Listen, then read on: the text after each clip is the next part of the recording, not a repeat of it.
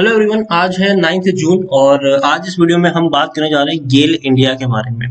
160 रुपए के आसपास शेयर ट्रेड कर रहा है। आज गिरावट है, तकरीबन 3.5% तक शेयर टूटा है। बहुत सारे बड़े बड़े दिग्गज शेयर भी आज टूटे थे।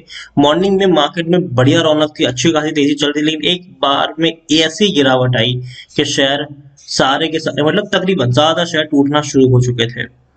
बैंक निफ्टी भी गिरावट में था और निफ्टी 50 में भी हमें गिरावट देखने को मिल रही थी आज के दिन में, और मार्केट क्लोज भी हुआ गिरावट के साथ। वीडियो में हम डिस्कस करेंगे कि 160 रुपए का ये शेयर गेल इंडिया खरीदारी के लिए सही है कि नहीं, और हाल फिलहाल में आज ही इसके रिजल्ट्स भी आए हैं, तो उसके बारे में भी हम यहाँ पर चर्चा जरूर करेंगे। लेकिन उससे पहले अगर आपने अभी तक चैनल को सब्सक्राइब नहीं किया है तो प्लीज अभी इसे सब्सक्राइब कर लीजिए, क्योंकि आगे भी बहुत सारे वीडियोस हैं जो आपको काफी ज्यादा हेल्प करेंगे।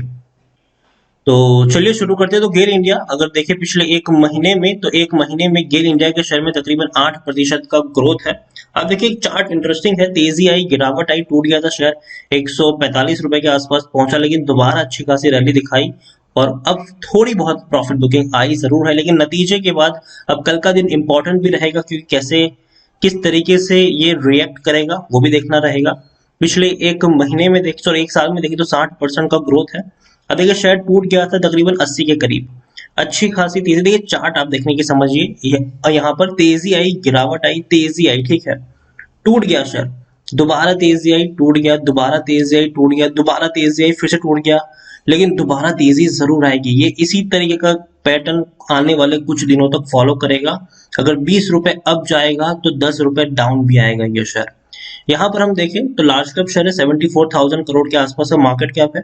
एनएससी में देखें तो 4 करोड़ से भी ज्यादा का इसका वॉल्यूम ट्रेड देखने को मिल रहा है। शेयर होल्डिंग की बात करें तो 51.82% की होल्डिंग प्रमोटर के पास है, 15.63% की होल्डिंग एफआईएल्स के पास है, 8.52% की होल्डिंग म्यूचुअल फंड के पास है, 10.36% की होल्डिंग इंश्योरेंस कंपनी के पास है। प्रमोटर कौन है? सरकार यहाँ पर प्रमोटर है, और भैया बहुत बड़ी कंपनी है ये। बड़े बड़े फंड हाउसेस ने बड़ी बड़ी खरीदारी यहाँ पर करी है और आने वाले समय में और खरीदारी कर सकते हैं ये, क्योंकि देखिए कंपनी जिस सेक्टर से बिलोंग करती है वो सेक्टर दमदार है। गेल इंडिया की ये वेबसाइट है, और जनरली गैस की अगर हम बात करें तो वहां पर कंपनी का दबदबा है। चाहे नेचुरल गैस की बात करें, चाहे लिक्विड हाइड्रोकार्बन्स की बात करें, चाहे एलपीजी ट्रांसमिशन की बात करें, पेट्रोकेमिकल्स की बात करें, या फिर सिटी गैस डिस्ट्रीब्यूशन की भी बात करें, तो बहुत बड़ी कंपनी है, दिग्गज कंपनी है, बड़ा बड़ा प्रॉफिट कंपनी करती भी है। यहाँ पर देखेंगे तो 33 म्यूचुअल फंड स्कीम का पैसा लगा है, 602 एफआईएल्स का पैसा लगा है, और प्रमोटर यहाँ पर प्रेसिडेंट ऑफ इंडिया है, 51.45% की होल्डिंग है, और एक भी शेयर गिरवी नहीं है। हाईएस्ट पब्लिक शेयर होल्डर में एलआईसी है, 8.87% की होल्डिंग के साथ। यहाँ पर देखें तो डिविडेंड अच्छा पे करता है, 25% का। पर शेयर आपको 2 रुपए 50 पैसे डिविडेंड के तौर पर मिले हैं, वो भी इसी साल मार्च महीने में। अगर हम देखें तो इसकी एक्सपायरी डेट थी मार्च महीने की, और उससे पहले जिन्होंने खरीदारी करी थी उनको डिविडेंड मिला जरूर है। गेल इंडिया के बारे में अगर हम देखें तो टेक्निकल रेटिंग अभी भी शानदार है, तेजी के अभी भी संकेत बने हुए हैं। According to Moneycontrol user 89% लोग खरीदने की सलाह दे रहे हैं, 4% लोग बेचने की बात करें, 7% लोग होल्ड करने की नसीहत। मतलब अगर हम देखें यहाँ पर तो 96% लोगों का पॉजिटिव व्यू है, और सिर्फ 4% लोग ही ऐसे हैं जो बेचने की बात कर रहे हैं। टारगेट्स जो है वो इसके काफी ऊपर बताए जा रहे हैं, लेकिन हम बात करेंगे रेवेन्यू की। तो रेवेन्यू आप देखिए 50,000 करोड़ के रेवेन्यू आज 75,000 करोड़ के आसपास पहुंच चुके हैं। 2019 और 20 काफी बेहतर रहा, 21 में जब आपको देखने को मिलेगा और अच्छे रिजल्ट्स आए यहाँ पर आए हैं। यहाँ पर प्रॉफिट्स भी अगर हम देखें तो भाई साहब किस तरीके से बढ़ रहे हैं आप खुद देखिए।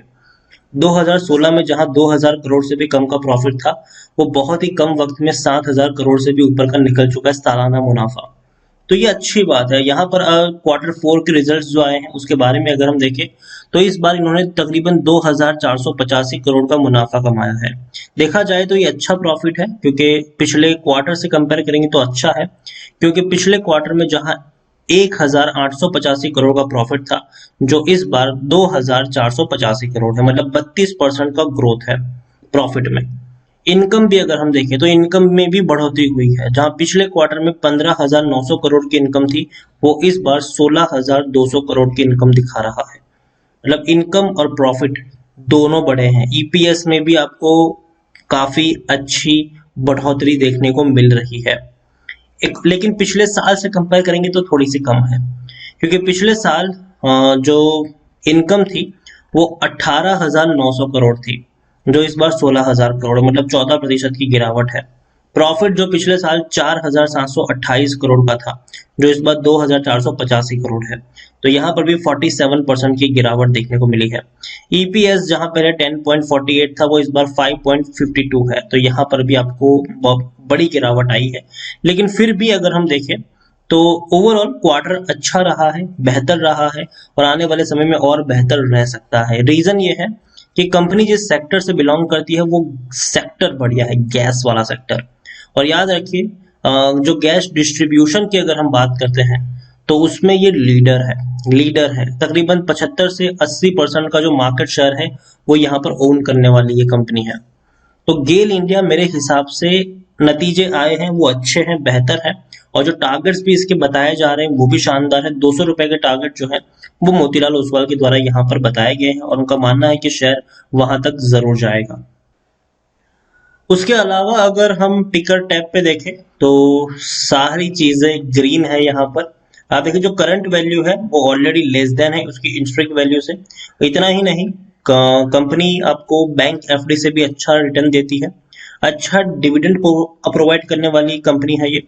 खरीदारी के लिए अभी भी सही मौका है, क्योंकि शेयर अभी भी ओवरबॉट जोन में नहीं गया है। कोई भी रेड फ्लैग्स इसमें हमें देखने को नहीं मिले हैं।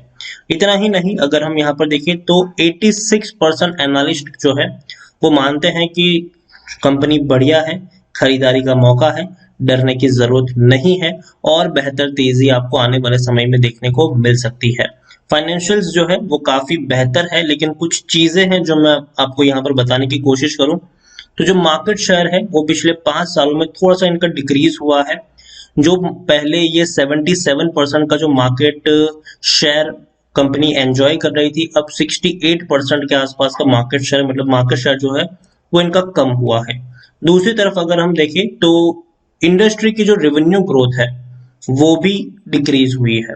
Over the last 5 year revenue growth at yearly rate is 4.36%, जबकि इंडस्ट्री की जो एवरेज रेवेन्यू ग्रोथ है वो 7% के आसपास है, जबकि इनकी जो है वो 4.36% के आसपास है।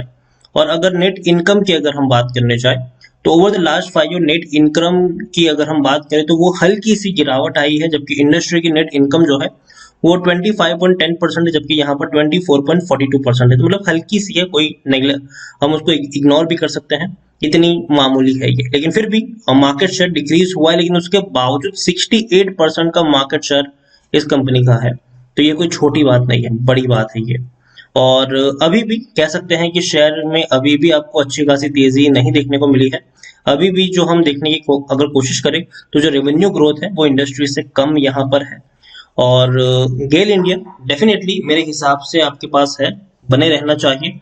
एक और चीज अगर मैं आपको इंटरेस्टिंग चीज अगर मैं आपको यहाँ पर दिखाने की कोशिश करूँ तो ये वो कंपनी है जो शानदार डिविडेंड पे करती है। अगर हम यहाँ पर एक और चीज देखें तो देखिए, 2021 में 2 बार डिविडेंड पे किया है इन्होंने। इस साल जनवरी में किया था ₹2.5 का, और मार्च में भी किया ₹2.5 का, मतलब ₹5 पर शेयर का डिविडेंड पे किया है ऑलरेडी। 2020 में ₹6.40 का डिविडेंड था। 2017 में इन्होंने 2019 में 2 बार डिविडेंड पे किया था, और काफी अच्छा डिविडेंड था। यहाँ पर देखिए, पहले ₹6.25 का डिविडेंड था, उसके बाद ₹1.77 का डिविडेंड था। 2018 में भी 2 बार डिविडेंड पे किया था, ₹7.65 और ₹1.45 का। 2017 में भी 2 बार था, ₹8.5 और ₹2.70 का। तो अच्छा डिविडेंड पेइंग शेयर है, इसमें भी कोई शक नहीं है। और बोनस की अगर हम बात करिए तो भैया बोनस भी अच्छा पे करता है ये। देखिए, लगातार 3 साल तक इसने बोनस पे किया था, 2017, 18, 19, 3 साल तक इसने बोनस पे किया है लगातार। 2020 कोरोना का काल था, ठीक है, तो उस वक्त बोनस नहीं दिया, लेकिन इस बार कोरोना हट गया है।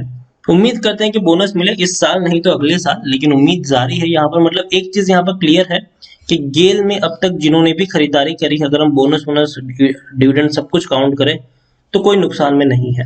हाईएस्ट भले ही आपको कम देखने को मिले, ₹200 से भी कम का हाई से पिछले 10 साल का, लेकिन अगर डिविडेंड काउंट करें, बोनस काउंट करें तो काफी कुछ ये कंपनी ऑलरेडी दे चुकी है, कमा कर दे चुकी है। जो फ्यूचर भी है वो भी इसका मुझे काफी पसंद आ रहा है लॉन्ग टर्म के लिए। तो ओवरऑल रिजल्ट्स अच्छे हैं, कंपनी का परफॉर्मेंस बेहतर है और लॉन्ग टर्म के लिए बने रहने की यहाँ पर सलाह रहेगी।